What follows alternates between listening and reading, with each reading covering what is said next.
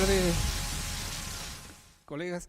Nos toca la última presentación antes de ir al almuerzo. Tiempo atrás, antes lo comentaba con Raimundo. Raimundo nos ayudó bastante, que hizo la exposición hace un rato atrás. En una universidad donde yo trabajaba, una vez me tocó escuchar el discurso del decano. Estábamos en esas reuniones que se hacen en la universidad con un asadito había también. Entonces, él después que expuso todos los lineamientos pedagógicos de la universidad, dijo que en la vida hay cosas que son importantes y cosas que son trascendentes. Lo importante era todo lo que se hacía académicamente en la universidad, y lo trascendente, el alimento, alimentarse. Por lo tanto, vamos a tratar de ceñirnos al tiempo, a pesar de que aquí nos están controlando, y tratar de no ser muy aburridos para que después vamos al almuerzo. Esperemos que esté bueno. Lo que decía Raimundo delante, nosotros somos docentes del área de electricidad electrónica, de acá de la sede de Santiago Sur.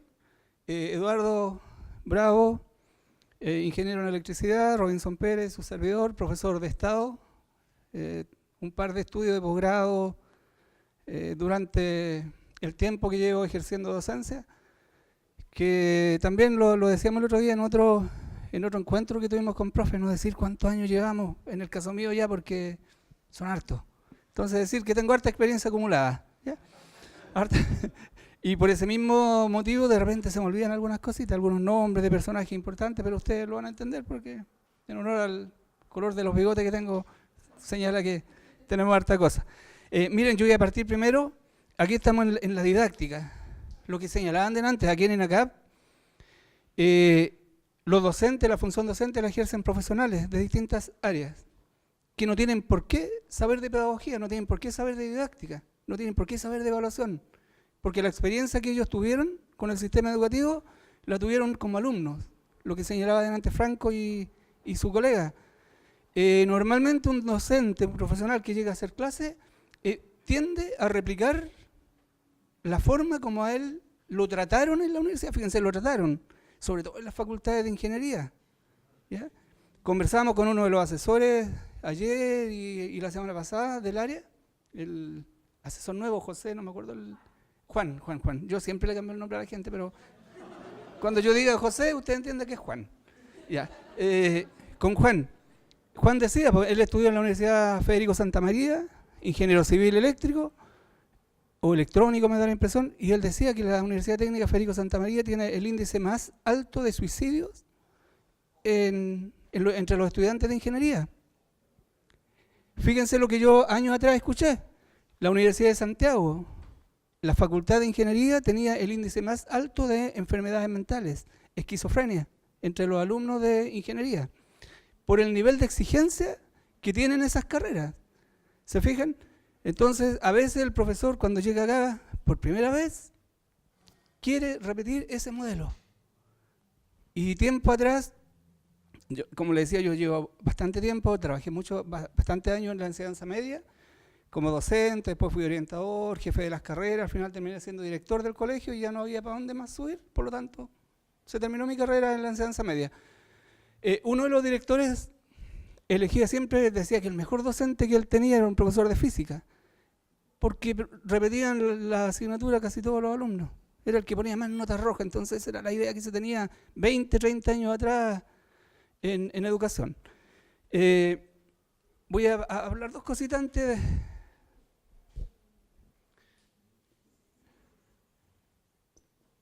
Como estamos hablando de educación, hay 3 preguntas que se le hace al currículum en una institución educativa, que nosotros ya las tenemos, está la respuesta. ¿Qué enseñar? INACAP ya lo tiene definido, ¿qué enseñar?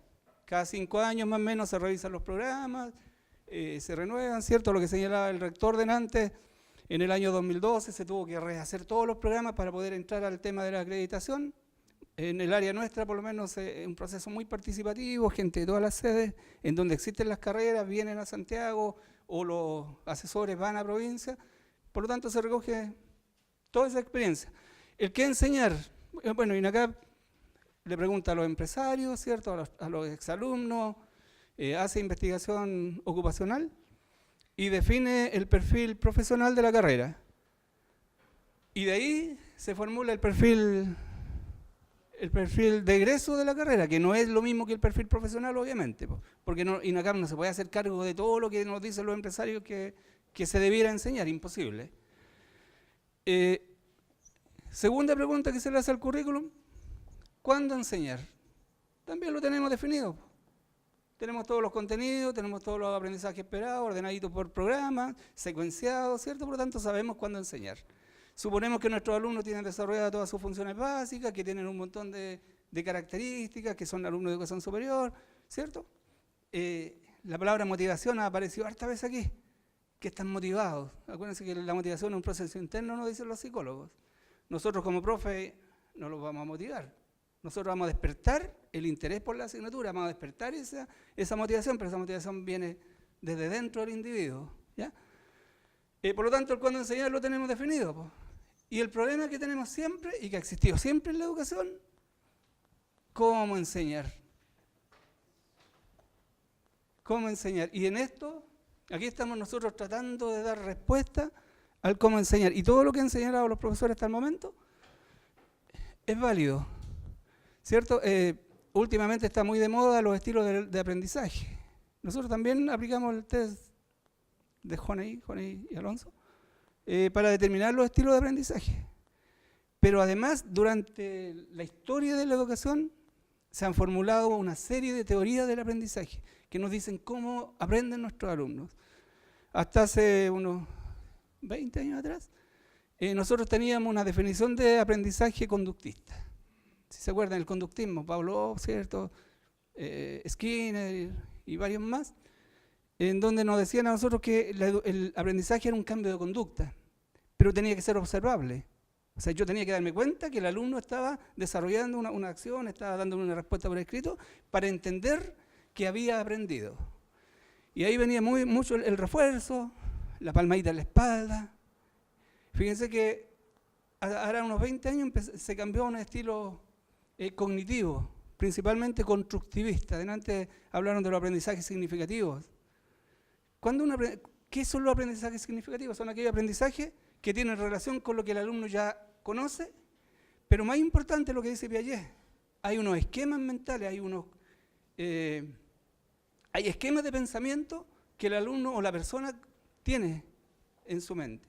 Y el nuevo aprendizaje va a entrar a esa estructura, o bien ese aprendizaje va a ser transformado por el aprendizaje nuevo, ¿ya? Entonces, ahí nosotros hablamos de lo que son los aprendizajes significativos, Ausubel, y hay varias otras personas que hablan de los aprendizajes significativos, el constructivismo. Por otra parte está Brunner, que nos dice que todo se aprende por descubrimiento, ¿ya? Ausubel dice que no, que parte de la enseñanza uno la tiene que dar el aprendizaje mecánico, que llama él, tenemos que dar la información previa, enseñar la fórmula, enseñar cómo aplicarla, pero buscar que el alumno sea capaz de transferirla a solucionar problemas en otras situaciones, ¿se fijan? Entonces, nuestro trabajo está aquí, en el cómo enseñar.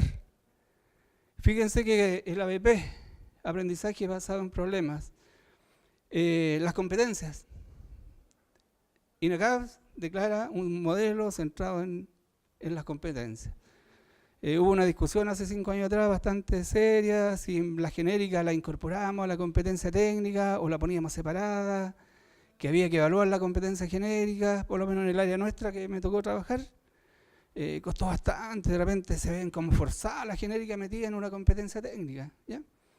Pero estamos en este enfoque que el Ministerio de Educación para la Enseñanza Profesional lo tomó ya en el año 90. En el año 89 los especialistas del Ministerio se fueron a Estados Unidos a estudiar la educación basada en competencias. Trajeron todos los componentes y el Ministerio ya está trabajando en esto hace 26 años, ¿cierto? En el 90, si no me falla la mente. Nosotros tenemos el problema, Red Eléctrica 1 es una asignatura compleja, primer semestre, requiere mucho aplicación de herramientas matemáticas, reprobaciones del orden de lo que señalaban por ahí delante. Se fue la jefa de Calama. Esos porcentajes tenemos también acá. Son relativamente complejas, les decía. No todos los alumnos vienen de educación media técnico profesional, del área de electrónica, electricidad, automatización, Por lo tanto, vienen alumnos que han egresado de contabilidad, alimentación, administración, otros alumnos que vienen de científico humanista, un porcentaje muy importante. Por lo tanto, no conocen. Lo único que conocen es esto, que ellos aprietan el botoncito y se apaga la luz. O sea, ese es su contacto con el mundo de la electricidad. ¿Ya? Lo otro que me encontré estos 2 últimos años que he trabajado como tutor en el programa de apoyo a la progresión es que tenemos un gran número de alumnos, por lo menos en esta sede, tanto en el día como en el vespertino, que han hecho el 2x1. 2 años en uno, ¿ya? Que lo estudian en vespertino, entonces el manejo matemático, los conocimientos que traen son más bajos. INACAP se declara una universidad inclusiva, por lo tanto lo que es bueno que sea así.